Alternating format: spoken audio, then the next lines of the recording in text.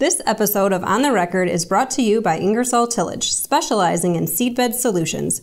Whatever seedbed challenges you have, Ingersoll can give you the right tools to get the job done. For more information, visit ingersolltillage.com. I'm Managing Editor Kim Schmidt. Welcome to On the Record. Here's an update on what's currently impacting the ag equipment industry.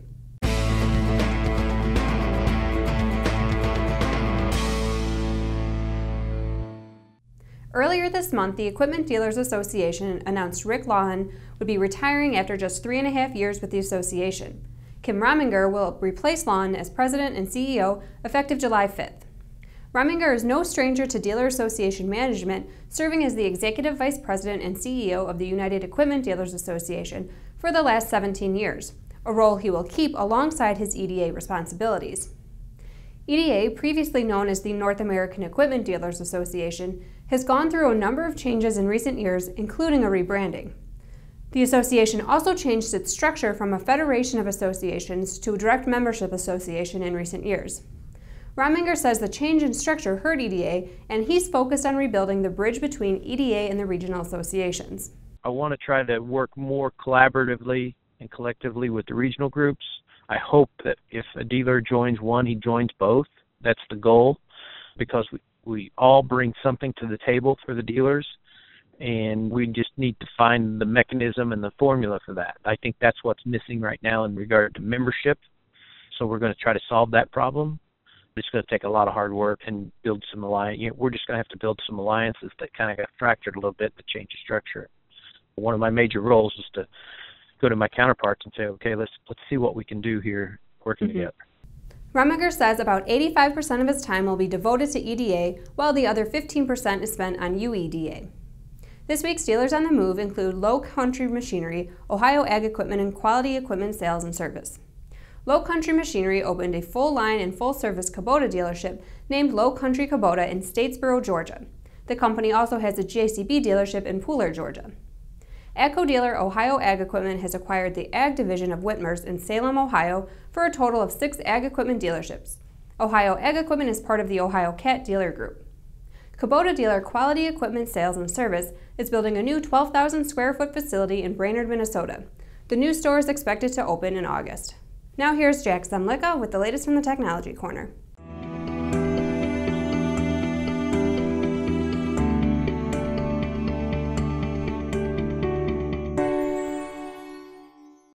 Thanks, Kim.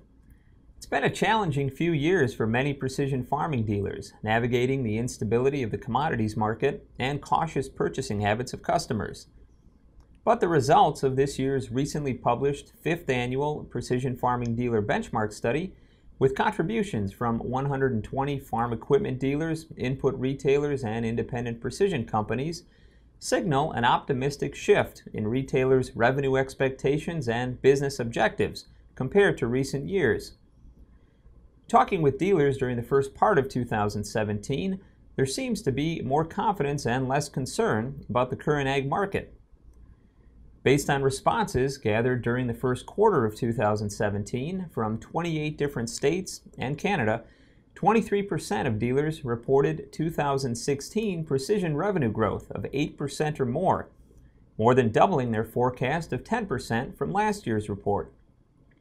On the other end of the spectrum, about 8% of dealers reported revenue declines of 8% or more last year, about 3 points lower than forecast during the first quarter of 2016. This also marks the first time since the study began tracking revenue projections 3 years ago that revenue declines of 8% or more were in single digits. So what are retailers anticipating in 2017? Some 59% of all dealers forecast revenue growth of at least 2% this year, with about 15% projecting growth of at least 8%. This is well ahead of the 40% of dealers who forecast revenue growth of at least 2% at the same time last year. Fewer dealers are also anticipating measurable revenue declines in 2017. Only about 11% are forecasting a dip of 2% or more, by far the lowest total in the history of the study. And only about 4% of dealers are projecting revenue decreases of 8% or more. Some 28% of dealers forecast little or no change in their precision revenue year over year. Back to you, Kim. Thanks, Jack. SEMA, a European Ag Industry Trade Association, released its June Business Barometer report on May 13th. The General Business Climate Index remained elevated in June, reaching its highest level since 2012. According to SEMA's survey of EU ag equipment dealers, 52% expect higher turnover in the next 6 months. This compares to 57% in the May survey and 53% in April.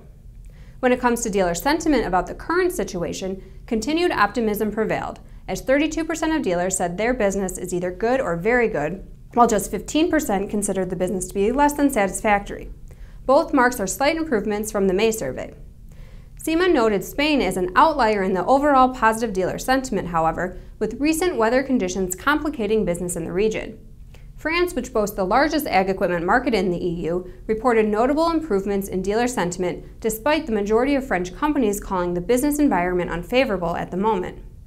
On a categorical basis, the current business environment highlights arable equipment as the industry leader, while livestock equipment finds itself on the opposite end of the spectrum. Future industry projections are most pessimistic toward municipal equipment and lawn and garden sales, although both categories have maintained respectable trends up until this point.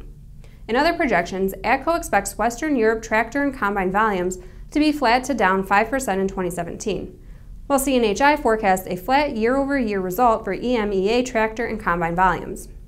Deere provided similar expectations for EU ag equipment volumes, reporting flat to down 5% expectation for 2017.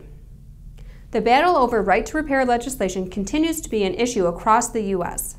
This year, right-to-repair bills have been introduced in 11 states, according to a report by MapLight, including Kansas, Minnesota, New York, Tennessee, Massachusetts, Wyoming, Illinois, Iowa, Missouri, North Carolina, and Nebraska. According to the report, which was based on an analysis of state lobbying reports, companies opposed to the legislation spent more than $2.6 million in New York, Massachusetts, and Nebraska. This includes the Iowa-Nebraska Equipment Dealers Association, which spent $38,000 while lobbying against a 2015 right-to-repair bill. Meanwhile, the coalition that wants farmers to be able to fix their own tractors has spent $93,620. In some late-breaking news, we learned the U.S. Copyright Office released a report on Thursday that suggested the right to repair should be made legal permanently. The U.S. Copyright Office stated in the report, "The growing demand for relief under Section 1201 has coincided with a general understanding that bona fide repair and maintenance activities are typically non-infringing. The office recommends against limiting exemption to specific technologies or devices such as motor vehicles, as any statutory language would likely be soon outpaced by technology." And now from the Implement and Tractor Archives.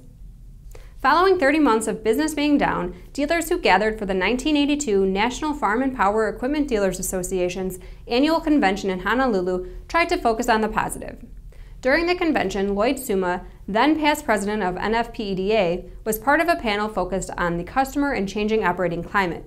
His words 35 years ago still hold true today. During the presentation, he told dealers often give the impression of being besieged and waiting for things to return to normal. Yet things will never return to normal.